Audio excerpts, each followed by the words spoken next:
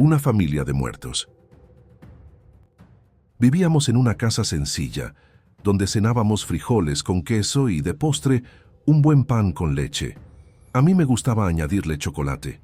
Tenía 4 años y estaba sentado en el comedor junto a mis 2 hermanas, de 5 y 6 años. Entre risas y juegos, preparábamos sopillas aplastando pedazos de pan en la leche tibia, viendo cómo se deshacían antes de llevarlos a la boca. La mesa era pequeña y sencilla, rodeada de sillas desparejas que rechinaban al moverlas. Afuera el patio estaba en penumbra, iluminado solo por la luz de la cocina que se filtraba a través de las ventanas. Fue entonces cuando algo llamó mi atención.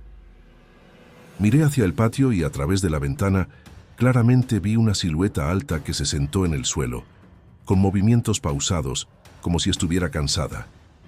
Luego, otra más baja se le acercó y pareció entregarle algo, quizá un objeto pequeño que no alcancé a distinguir. Pero lo que más me sorprendió fue que, desde el lado derecho del muro, apareció una silueta muy pequeña, casi de mi estatura, que se sentó en las piernas de una de las figuras. Todos ellos parecían estar juntos, en una especie de reunión o cena silenciosa. Sin dudarlo, les dije a mis hermanas: «Hay alguien en el patio, es una familia de muertos». Ellas detuvieron sus juegos de inmediato. Sus caras pasaron de la risa al miedo en un instante. Sus ojos miraron hacia la ventana, pero no parecía que vieran lo que yo veía, como si mi visión fuera solo para mí. Con gritos y lágrimas, corrieron hacia la sala, buscando a nuestros padres. Yo me quedé en mi lugar, observando a la familia en el patio. La pequeña sombra se giró hacia mí y con lentitud comenzó a acercarse. Sentí que no debía dejar que entrara, así que levanté mi dedo índice y le hice un gesto de no. Se detuvo de inmediato. Entonces la figura alta, aún sentada, se puso de pie. Era impresionante, más alta de lo que creí al principio y con movimientos tranquilos, como si entendiera que no quería asustarme. Me saludó con la mano. Sin pensarlo, le respondí con el mismo gesto, alzando mi mano y moviéndola suavemente. No había miedo en mí, solo una extraña curiosidad. Cuando me di la vuelta para ir hacia la sala, vi a mi padre parado, mirándome desde el marco de la puerta.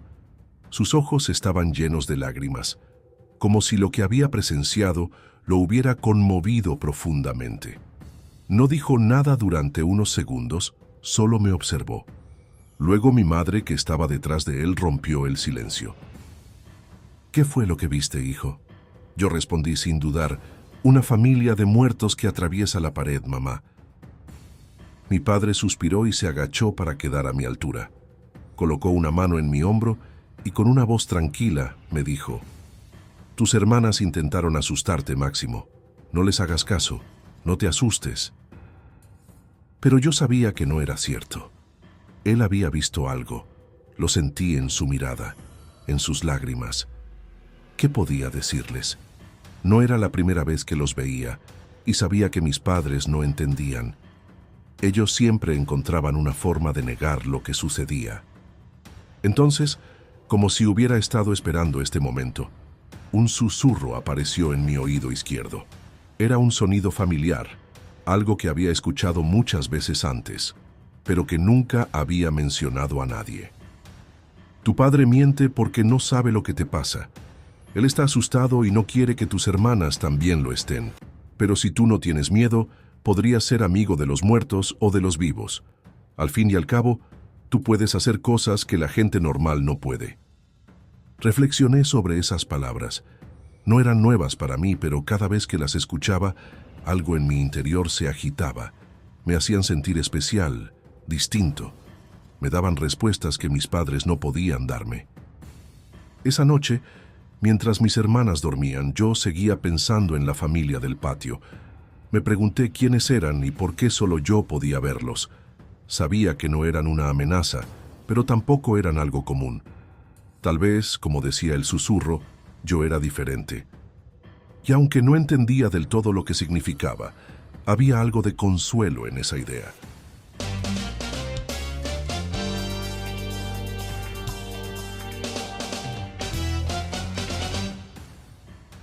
¿Qué tal, Máximo? Me da gusto en verdad tenerte de nueva cuenta aquí a tu canal. Dime, Máximo, en esta nueva historia, ¿cómo es que tú no tenías miedo de ver esa familia de entes? Jamás tuve una sensación de miedo. Veía todo un mundo de cosas y aprendí a entender que todo era natural. Es fascinante escuchar que para ti todo era natural, incluso algo que la mayoría consideraría sobrenatural. ¿Cómo manejabas esta percepción frente a tus padres o hermanas, quienes tal vez no compartían esa visión? ¿Sentías que debías ocultarlo o simplemente lo expresabas tal cual? Francamente yo expresaba todo, pero fui dándome cuenta que no tenía efecto mi verdad ante los temores de mi familia. Así que entendí que era algo que a mí me tocaba vivir. Era muy pequeño, pero recuerdo que me gustaba ser lo que era. Eso suena como una aceptación profunda de tu realidad, a pesar de las reacciones externas. En ese momento, cuando viste a la familia en el patio, ¿qué crees que significaba para ti esa experiencia? ¿Era solo una curiosidad o sentías que había algo más profundo? ¿Algo que te conectaba con esa visión de manera especial? Solo vivía aceptando que todo lo que se dice existe de alguna forma, así que solo aprendí a caminar sobre lo que existe para mí.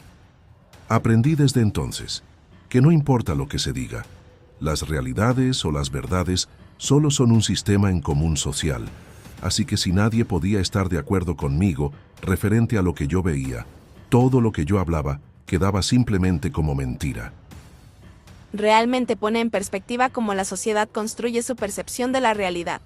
A medida que crecías, ¿cómo te afectó el hecho de que tus percepciones fueran tratadas como algo fuera de lugar? ¿Hubo algún momento en que empezaste a cuestionar si lo que veías era real o si era simplemente una ilusión creada por tu mente? Con el tiempo comencé a ser más reservado.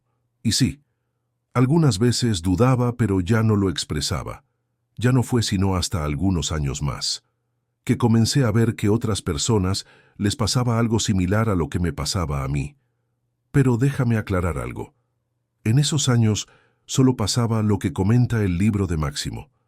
No es que yo haya sido hecho para estar en ese mundo, es como si el universo solo haya querido mostrarme que hay portales. Pero mi camino siguió hacia adelante.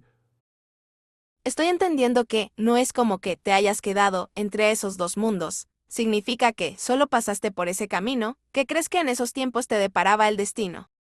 En esos tiempos no sabía nada. Ahora sé que solo era el comienzo de un rompecabezas que debía armar. Gracias, hasta la próxima.